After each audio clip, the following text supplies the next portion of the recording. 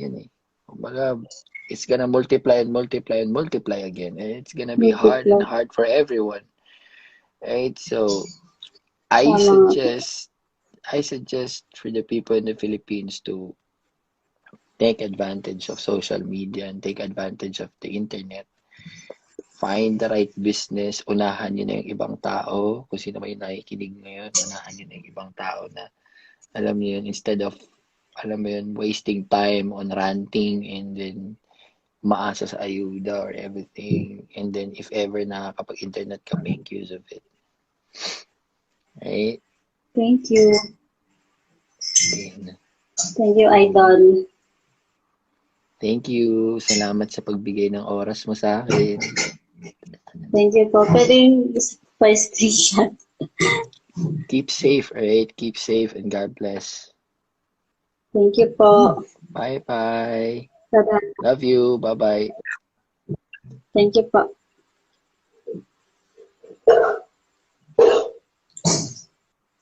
Ito Yun po. na. Meron tayong nakausap na isa. Di ba? Oh, ayaw matanggal. Paano mag-end? I-end mo sa'yo. Tapos maghanap tayo ng iba pang kausap. Ay.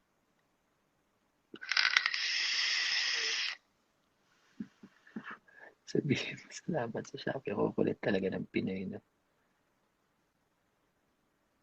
Ayun. So guys, come on. If you got some questions, let me know.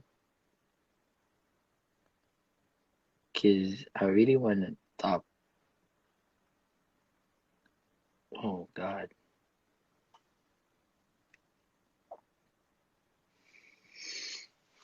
Come on, guys. Do best. The more na makulit tayo sa pagtanong, the more na nasasagot yung mga tanong natin sa utak. Guys, huwag niyong i-misinterpret kung teary eyes. I don't have any problems right now. Right? Let me know. Tito David talaga yung kulit eh. Pagka malasan, expired na kalasan pa din. Lason yung Tito David eh. Kahit pa may expired yun, mas lason yun. Ay, no. Mm. Mm.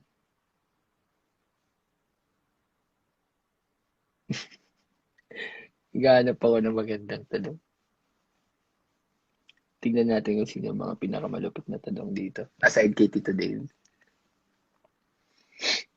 Huwag na tayo dyan sa ano guys. Huwag tayo dyan sa mga love life. There's so much more issues. Alam mo yun, compared to love life and all. Wala na, tinatalo kayo ni Tito David. Anong English ng pang-ilan? Hindi ko alam dito. Yan yung mga tanong na hindi ko alam. Ay, no. Ay. Nawala yung music natin. Anong flavor? Yung flavor dito, ano to? BG's to. BG's yung flavor ito, kape.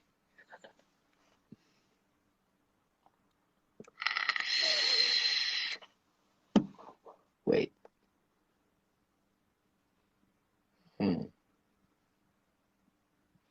Boom. Okay, tingnan natin to. Let's wait for this one. If she will answer or not.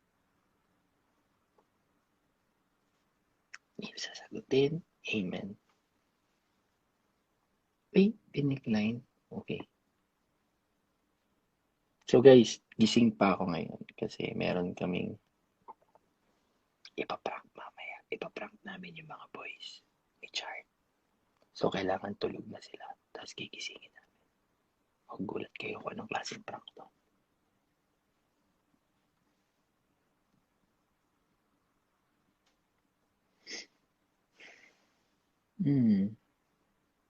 Baka nasa throat. Pwede bang kumain ng kanin kahit coffee break? Ano ba naman yan? Ano ba naman yan, guys? Hmm, ano tayo dito? Hmm, so, what's gonna inspire us tonight? Hmm, medyo inaantok na ako guys. Alas 3 na. Alas 3 yung plano namin ni Richard. Nagulat ko sa prank dito. Sana gumana. Sana gumana yung prank na to.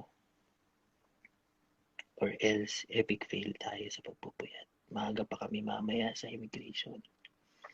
Yes, I need to renew again my kailangan ko i-renew ulit yung visa ko. Hmm.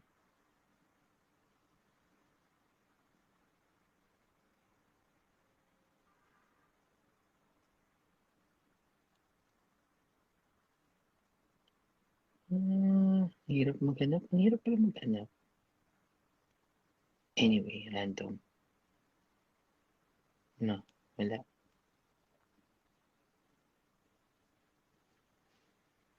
Ah, kaya namumula yung mata natin guys kasi hindi kompleto yung tulog ko.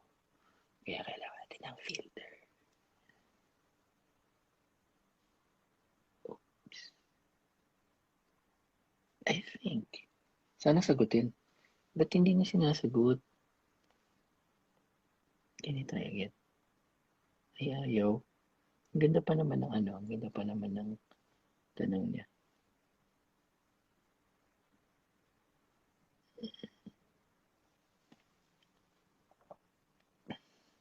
Oh, wala yung filter. Ito kaya. Uh, mm, ay, mamaya na tayo matutulog guys.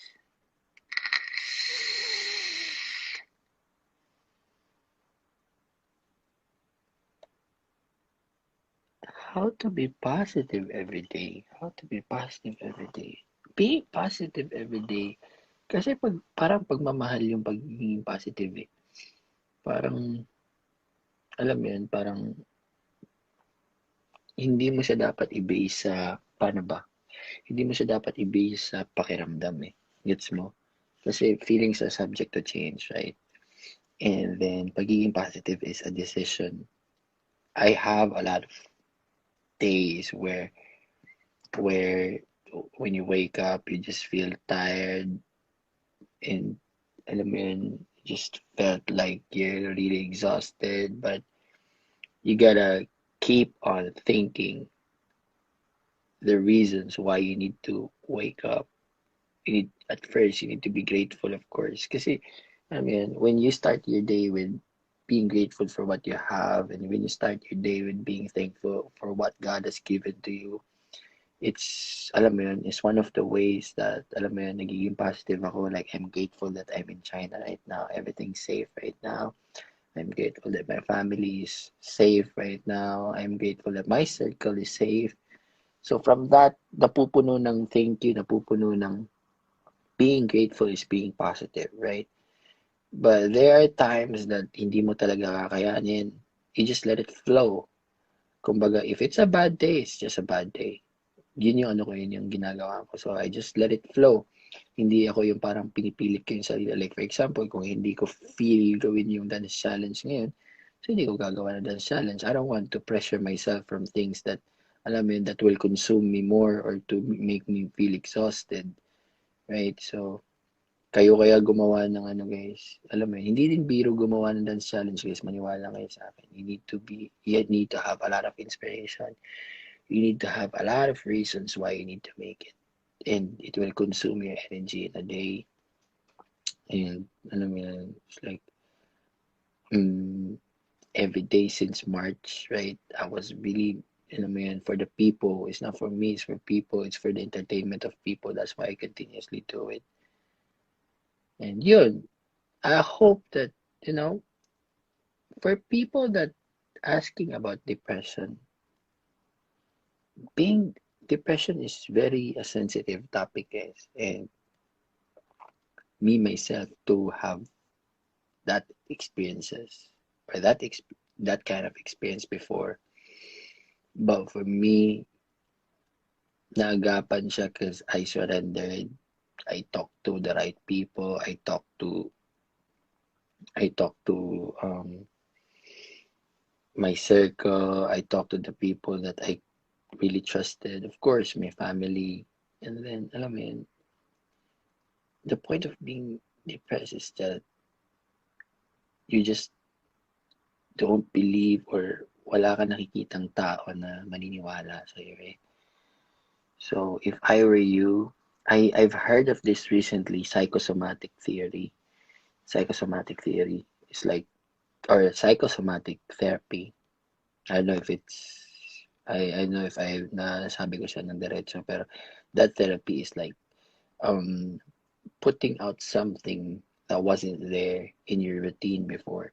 So if yung araw-araw mo is like, kasi nade-depress tayo minsan or nagka-anxiety attacks tayo minsan kasi nagiging routine na yung pang-araw-araw natin. So, put something inside that wasn't there before. It's like, kung hindi ka naghuhugas ng plato, try to make it a goal na everyday maghuhugas ka ng plato. Simple achievements or alam mo yun, simple success sa bahay, nakakatulong yun.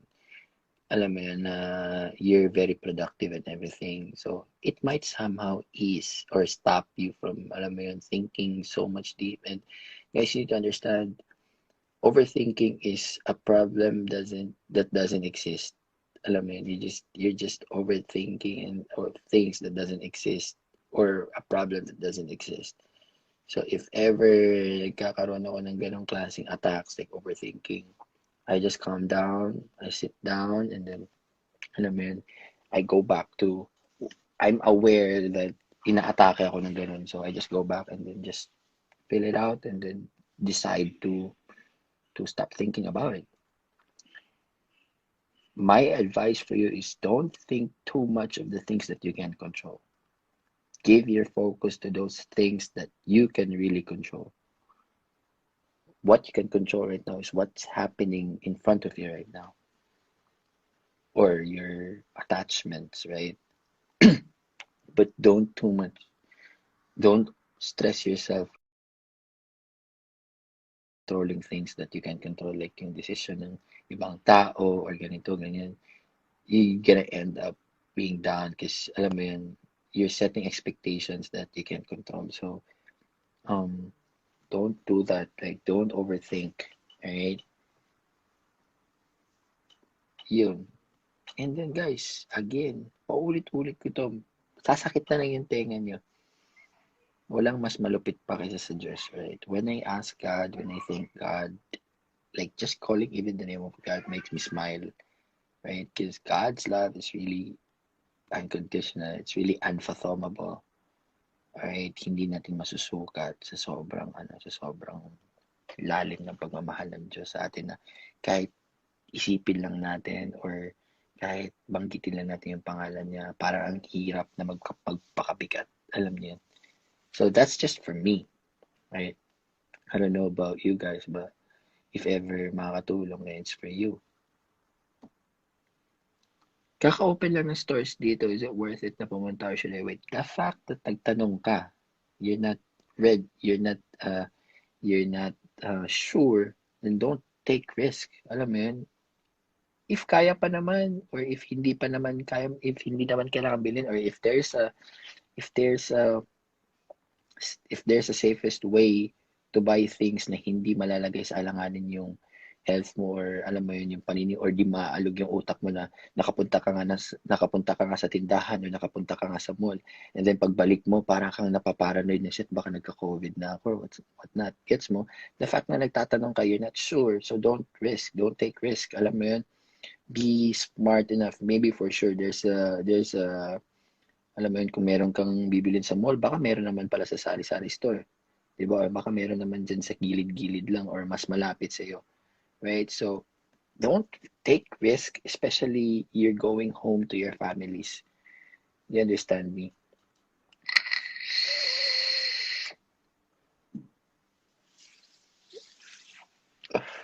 Anong advice mo sa tao nag-overthinking sobra? Sinagot ko na yan kanina.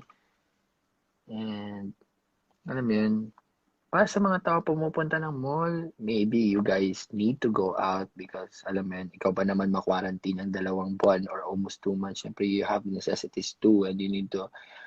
But again, before you go out and if you know that you go out, there's a lot of risk in everything. Be accountable and alam mo yun, sobrang sobrang mag-ingat ka. Kasi baka pagbalik mo, malalagay mo sa alanganin yung buong family mo. Kaya lang din yung masisira. Right?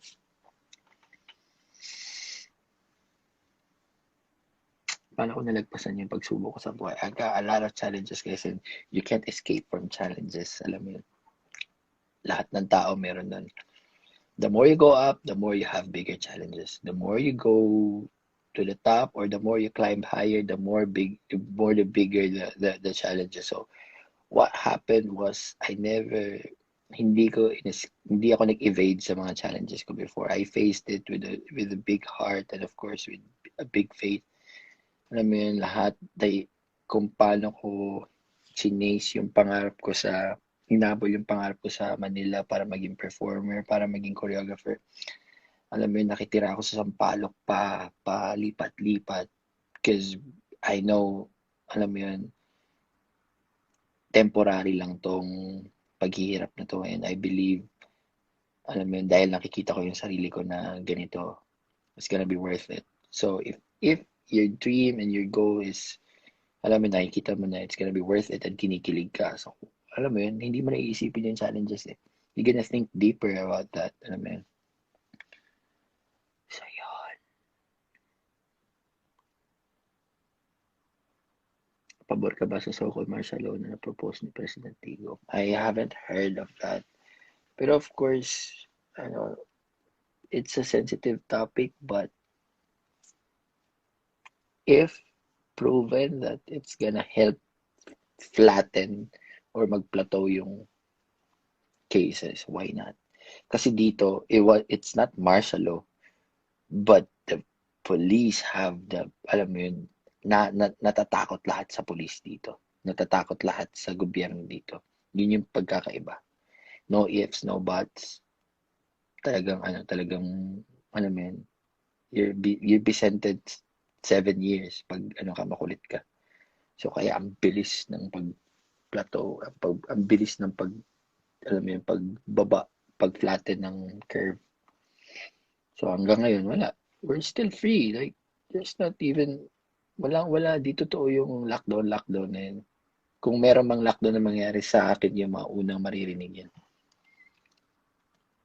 Do you ask enough questions or do you settle for what you know? No.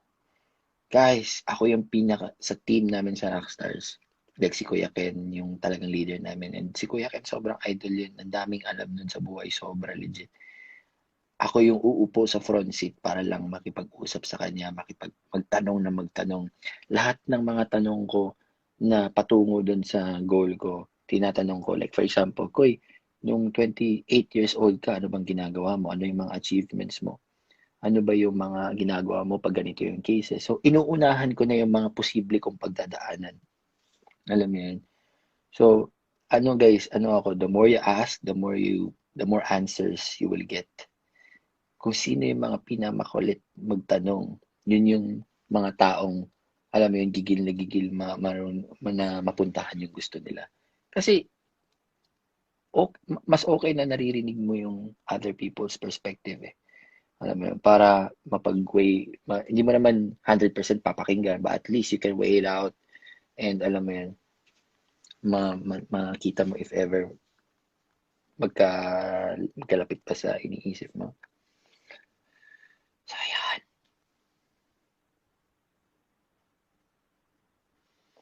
If you're going to settle down and have your own family, saan choice mo pinasa China? Actually,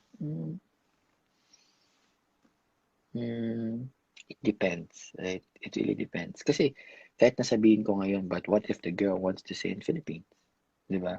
And I believe, compromise yun. Dapat, hindi lang sa akin manggagaling yung decision na yun. Dapat sa partner ko din or dapat sa whole family ko din.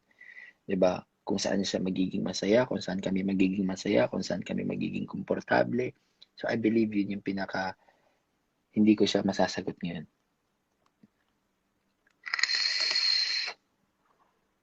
Who is rebel behind all the fame and glory? Guys, kung nakita niyo yung live kanina ni Ira, kung paano namin siya binubuli, I'm just a simple guy na gusto lang masaya at positive araw-araw. And I'm a freaking dreamer. You can't expect me to. Meron akong mga times na, ano ako guys, pasimuno ako sa mga kakulitan. Pero pag once na on point, pag once na kailangan kong mag-focus, pag once na kailangan kong magbigay ng advice, you're gonna expect 500% from me. Yun. How do you know na yung passion mo in dancing is yun yung way for you to be? Kasi kinikilig ako eh.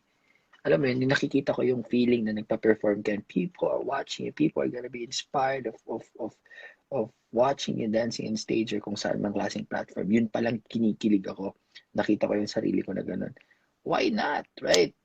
Kasi ang passion, dapat dapat kinikilig ka eh. Dapat, alam mo yun, pag once na may nakikita kang idea sa utak mo or vision sa utak mo, dapat andun yung kilig factor. Alam mo yung pag inisip mo tong babaeng to, matik na, alam mo yun, magbabrighten babae because they wanna feel good, they wanna feel, alam mo yun, attracted, alam mo yun. So, hayaan mong ma-attract yung mga lalaki sa girl mo, di ba? But, of course, if yung, mararamdaman mo naman yun if kailangan mo magselos or not. Eh. So, if ever nagsiselos ako, it's because may nararamdaman ako sa loob ko that I need to, alam mo, pero hindi ako nagtatago. I always talk things out. Kumbaga parang, uy, nagselos ako doon. Tama ba yun? Tama ba yung nararamdaman ko na medyo may something? Medyo may naramdaman akong 1% na selos or baka nag-overthink lang ako. Kinakausap ko yung partner ko. And yun,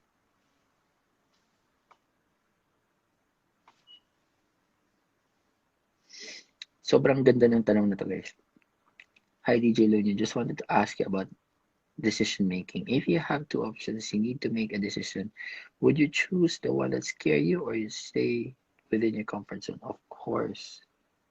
Doon ako sa papahirapan ako. Doon ako sa natatakot ako. Kasi kung yun yung pipiliin mo, for sure, kaya ka natatakot kasi bagong experience. So, 'di ba, instead of thinking na parang mahirap, why would you not think of ano yung may bibigay niya na bago sa buhay mo? You understand what I'm saying? 'Di ba? Instead na, alam mo yun, instead na, kasi, 'di ba, if it scares you, meaning hindi enough yung experience mo to face it. So you'll gain a lot of experiences while you face that decision. Kaya nga ako nandito sa China eh. It's not my turf. I don't know any gets mo. It's not my language. Alam mo yun? And then the whole thing that I went here, it's because of business. It's gonna be a CEO level type of decision making. So, alam mo, and then in the Philippines, my comfort zone, andyan yung friends ko, andyan yung family ko, andyan yung circle ko, and then nagtanim na ako ng sobra-sobra sa Pilipinas. Pero dito, di ba, parang dito kasi sabi ko, okay, so China is telling me to be a big businessman in the future. So why not face that challenges? If I'm gonna have a lot of maling business decisions, then so be it. I need to, I need to fail. I need to know, right? And then I know that a lot of people here got my back, and they believe in me. So alam mo yun, I'm really excited for those mistakes that I'm gonna make because it will teach me lessons. But of course, yung mga smart mistakes, yung hindi mga kabupolan na mistakes. Yun.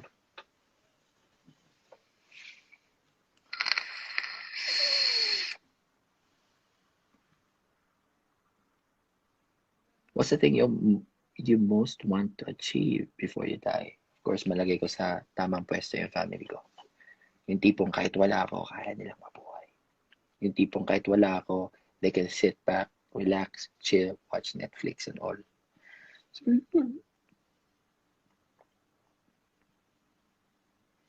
If your present, oh, fuck, that's deep. In your present situation right now, if you were to give up something in your life to gain one of your dreams, what would it be? Ang cute ng tanong mo, ang sarap. Um, depende sa, or say for example, I want to be, one of my dream or goal is to be a big business tycoon, or alam mo yun, one of the top businessmen that bridges Philippines and China. And I want to be a well-known, alam mo yun, businessman here in China. So of course, I already made the decision. Pwede being an artist in the Philippines, being in TV, being with in teleserye or making a movie is one of my dreams before. And then there are a lot of alam mo yun, maraming nag-offer to handle me and then to be in on the TV state network and then alam mo yun, do projects and everything. But that's a dream for me. But I'm thinking of this goal is forever and then it's gonna bring a lot of new things for my life.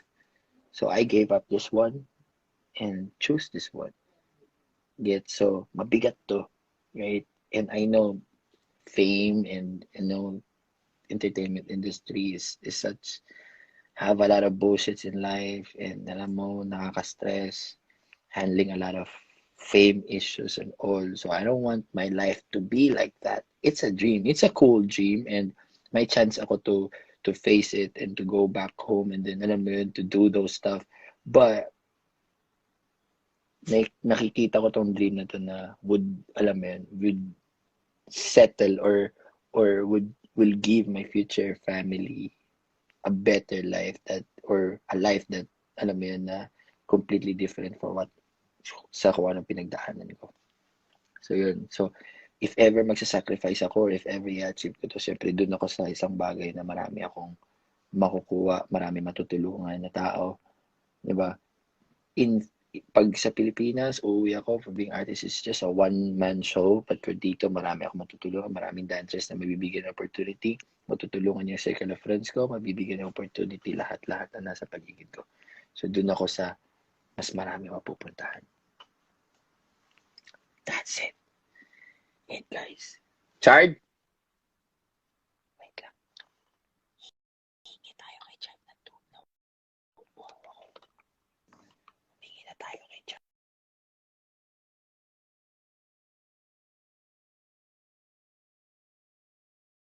ng tubig. Sana bigyan na tayo ng tubig kasi mabait si Chard.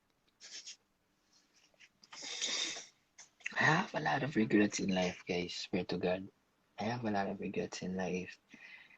And what you do to those regrets is, alam mo yun, it's like the tattoo, diba? Pimp out other parts in your life para hindi mo, para mag-make sense yung bagay na kinaregret mo. Alam mo yun? I have a lot, like, diba? Hindi naman tayo santo. Alam ng tao na lahat tayo may ganun. If you could have lunch with one person, alive or dead, who would be? Oh, nandito na po si Chard. Hello po, hello po. Salamat po. Salamat po. Binigyan tayo ni Chard ng tubig po yan.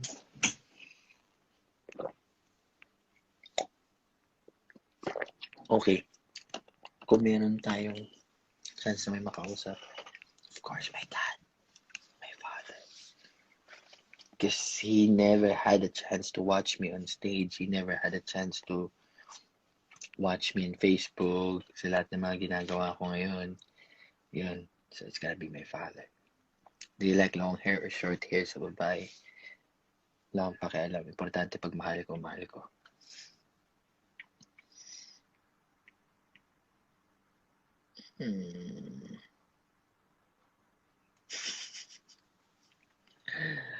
Are you planning to enter showbiz industry? For now, wala siya sa utak ko. So, I don't want to have... Gets nyo? Pinoprotektahan ko yung utak ko, finifilter ko yung utak ko sa mga bagay na kontrolado ko. right? So being showbiz industry tapos quarantine sa Pilipinas, seryoso ba na ano yan? If ever meron, I will not close the doors, but I will cross the bridge when I get there. Ugh. Mahal mo or mahal ka? Mahal namin yung isa't isa. Di ba? Mas safe yun. Mas amen yun. Di dapat ganun. Dapat mahal niyo yung isa't isa. Masisira. Right?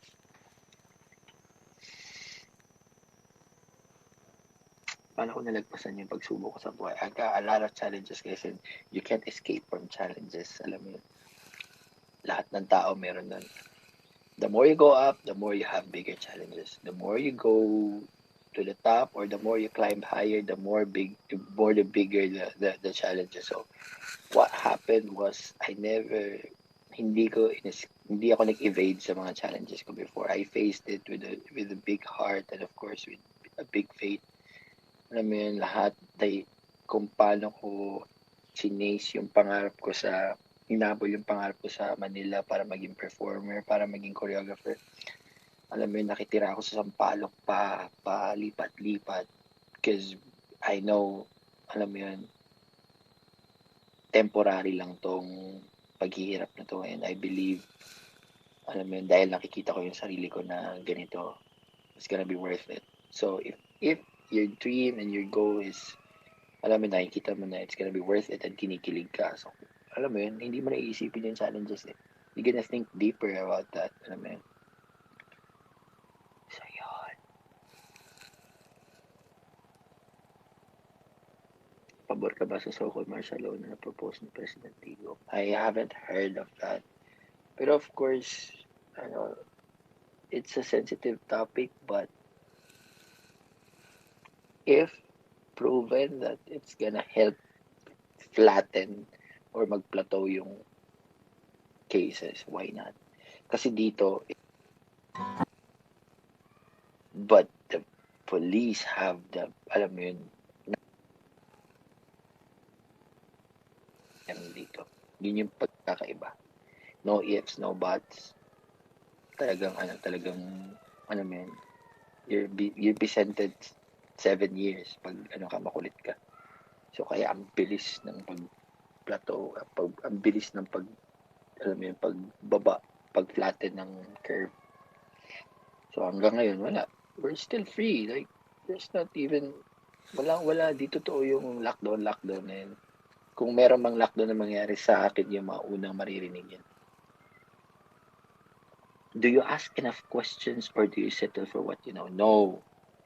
Guys, ako yung sa team namin sa Rockstars. Like si Kuya Ken, yung talagang leader namin. And si Kuya Ken, sobrang idol yun. Ang daming alam nun sa buhay. Sobra legit. Ako yung uupo sa front seat para lang makipag-usap sa kanya, magtanong. Lahat ng mga tanong ko na patungo dun sa goal ko, tinatanong ko. Like for example, Koy, nung 28 years old ka, ano bang ginagawa mo? Ano yung mga achievements mo? Ano ba yung mga ginagawa mo pag ganito yung cases? So, inuunahan ko na yung mga posible kong pagdadaanan. Alam mo yun? So, guys, ako, the more you ask,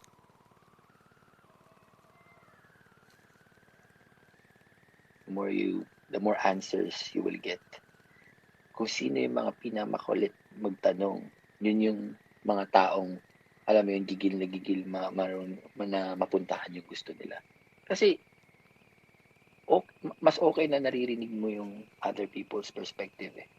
Alam mo yun, para hindi mo naman 100% papakinggan, but at least you can weigh it out and alam mo yun, makita mo if ever magkalapit pa sa iniisip mo. So, ayan.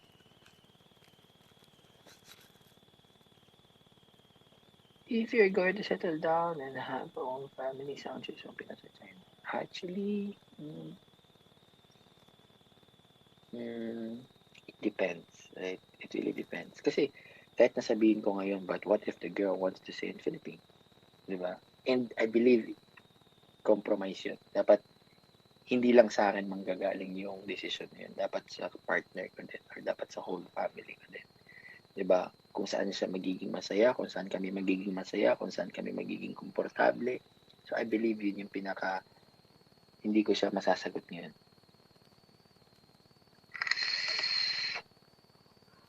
Who is symbol behind all the fame and glory? Guys, kung nakita niyo yung live kanina ni Ira, kung paano namin siya binubuli, I was just a simple guy na gusto lang masaya at positive araw-araw. And I'm a freaking dreamer. You can't expect me to. Meron akong mga times na, ano ako guys, pasimuno ako sa mga kakulitan. Pero pag once na on point, pag once na kailangan kong mag-focus, pag once na kailangan kong magbigay ng advice, you're gonna expect 500% from me. Yun.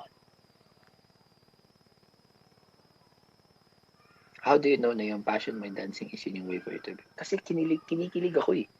Alam mo yun, yung nakikita ko yung feeling na nagpa-perform ka and people are watching you, people are gonna be inspired of watching you dancing in stage or kung saan mang klaseng platform. Yun palang kinikilig ako. Nakita ko yung sarili ko na ganun. Why not? Right? Kasi ang passion, dapat dapat kinikilig ka eh. Dapat, alam mo yun, pag once na may nakikita kang idea sa utak mo or vision sa utak mo, dapat andun yung kilig factor. Alam mo yung pag inisip mo tong babaeng to, matik na, alam mo yun, magbo-brighten up yung mata mo, mag-glow ka bigla. So, parang ganun din. Passion is, alam mo yun, what's inside of you na, alam mo yun, gusto mong mangyari na at the same time magkakaroon ka ng maraming purpose na kahit anumang klaseng challenge yan, kaya mong isurpass because nakita mo yung vision na yan na nagiging successful ka at the same time, kinikilig ka habang nandun ka sa platform. Yes, sir! Yes, sir! Yes, sir! Diyan na yung mga kulokoy. Mamaya paprank natin yung mga yan. When it comes to relationship, are you a jealous type of guy? Of course. What's mine is mine. Siyempre, nasa lugar naman yung selos, di ba? Hindi naman yung sobrang OA na part, di ba? If I'm gonna be in a relationship, of course, I want my girl to dress up, alam mo yun? Siyempre, di ba, parang nandun, kumbaga, kaya nga nagbibihis yung mga babae kasi they wanna feel good, they wanna feel, alam mo yun, attracted, alam mo yun? So, hayaan mong ma-attract yung mga lalaki sa girl mo, di ba? But, of course, if yung mararamdaman mo naman yun if kailangan mo magselos or not. Eh. So, if ever nagsiselos ako, it's because may nararamdaman ako sa loob ko that I need to. Alam mo, pero hindi ako nagtatago. I always talk things out. Kumbaga parang, ay, nagselos ako doon. Tama ba yun? Tama ba yun nararamdaman ko na medyo may something? Medyo may naramdaman akong 1% na selos or baka nag-overthink lang ako. Kinakausap ko yung partner ko. And yun,